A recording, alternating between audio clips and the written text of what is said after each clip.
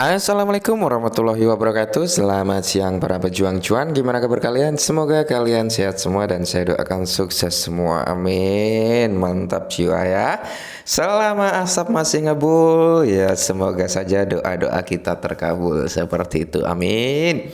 Dan jangan lupa ya kan kawan, tetap secangkir kopi harus selalu ada buat menemani siang Anda memantau market di mana memang belum ada titik positifnya ya, tapi tetap semangat buat kalian, jangan loyo ya teman-teman seperti itu, karena di sini banyak sekali teman-teman yang mengalami hal sama, kita nggak sendirian, banyak temennya gitu. Tetap semangat ya, jangan merasa ini adalah beban yang sangat berat, karena saya yakin ketika ini nanti dalam kondisi tren pembalikan kalian akan menjadi pemenangnya seperti itu teman-teman. Oke, nah di tengah terjangan Bitcoin seperti ini, di sini datang lagi nih ya, datang lagi dari Terra Luna teman-teman, di mana si Terra Luna ini, aduh, semakin memanas keseninya. Padahal kemarin-kemarin sempat adem ya teman-teman, tapi dengan keadaan market seperti ini kayaknya tambah memanas ya, dipancing lagi dengan Celsius juga teman-teman ya. Langsung saja kita kutip beritanya ya. Nah ini teman-teman, investor menuntut Terra Labs ya, Do Kwon, perusahaan visi untuk klaim menyesatkan. Nah jadi ini tuntutannya datang lagi nih teman-teman, tuntutan terhadap apa Terra Labs Do Kwon ya, bahwasanya ini adalah apa ya, untuk klaim ya menyesatkan kayak gitu teman-teman. Dimana kalau kita lihat di sini ya, kenapa kripto yang diperangi dan pendiri Terra Labs Do Kwon telah diseret ke pengadilan oleh investor karena diduga menyesatkan mereka seperti itu. Jadi di tengah guncangan market seperti ini, Terra Luna ini kasusnya belum reda teman-teman, sampai sekarang sebenarnya belum reda ya, masih memanas di kalangan sana ya. Karena memang si Terra Luna ini membuat awal-awal kehancuran daripada market kripto, kalau menurut saya seperti itu teman-teman. Di mana ya, dengan beritanya Terra Luna semakin seperti ini ya, terus market kripto Bitcoin itu sempat down juga lumayan gitu teman-teman. Terus yang kedua ditambah Celsius yang seperti ini, tambah damnya market kripto gitu. Terus ditambah lagi The Fed kemarin, aduh, banyak sekali ini serangan-serangan terhadap cryptocurrency saat ini ya. Dan di sini Nick Patterson yang mengajukan gugatan di distrik utara California pada hari Jumat, berarti ini hari Minggu ya, 2 hari yang lalu ya seperti itu, atau 3 hari yang lalu.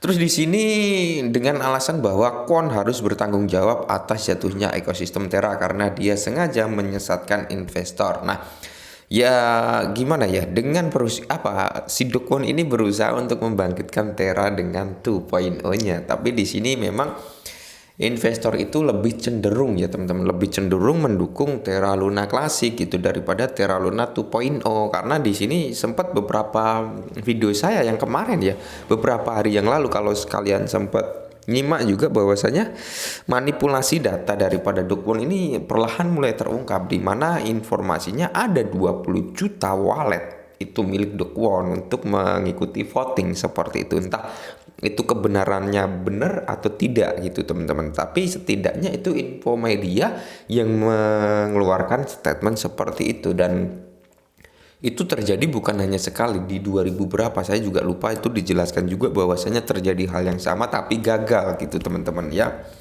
Terus di sini ya, Patterson mencari status class action untuk memungkinkan korban lain bergabung dalam gugatan. Nah, jadi di sini Patterson ini untuk mencari korban-korban lainnya nih untuk bergabung terhadap Patterson untuk menggugat si Do Kwon ini teman-teman ya.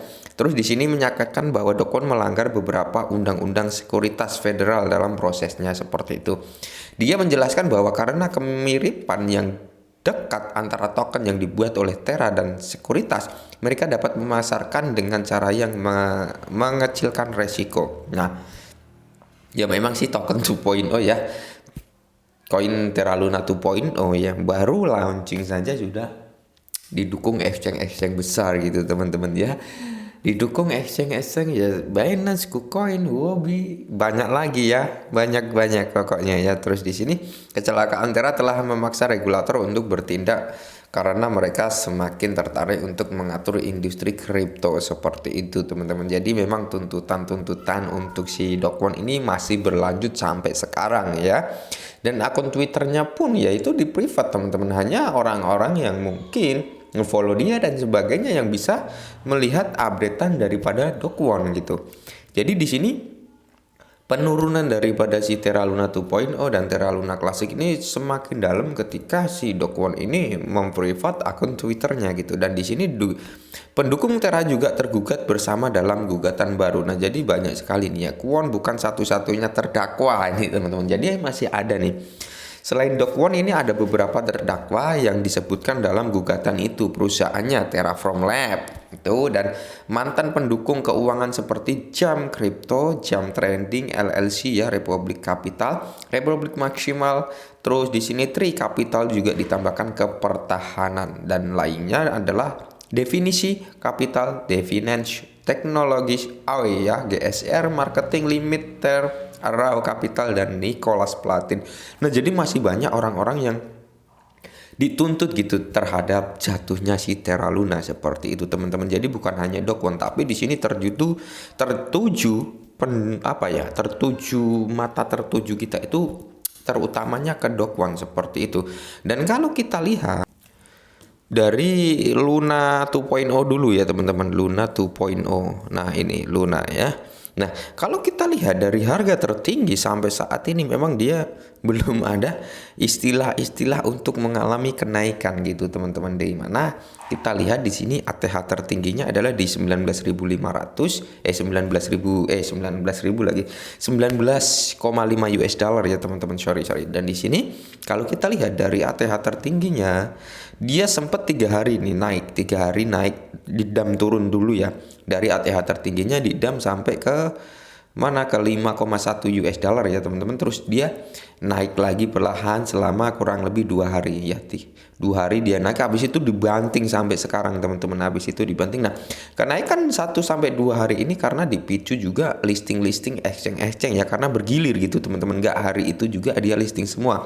Termasuk Binance yang listing terlalu belakangan seperti itu. Itu mendongkrak harga juga untuk si Terra Luna waktu itu teman-teman, dimana sempat ke 10 US dollar ya, 10,8 US dollar. Nah, kalau si Terra Luna Classic ya, kalau kita lihat si Luna Classic, nah ini teman-teman, kalau kita lihat dari time frame 1 hari memang hancurnya ugal-ugalan gitu teman-teman, dimana dia tertingginya di kepala 0,00025, terus dibanting sekarang nambah zero ke kepala 5436 seperti itu. Jadi ini kehancuran daripada si Terra Luna belum ada titik terangnya, dan si Do Kwon pun masih menghadapi tuntutan seperti itu. Ini juga mendorong faktor penurunan dari market, di mana investor sudah mulai agak kecewa nih dengan cryptocurrency dengan kejadian si Terra Luna seperti ini gitu teman-teman. Terus ditambah lagi Celsius ya, kalian tahu sendiri kasus Celsius ya, baru panas-panasnya kali ini ya.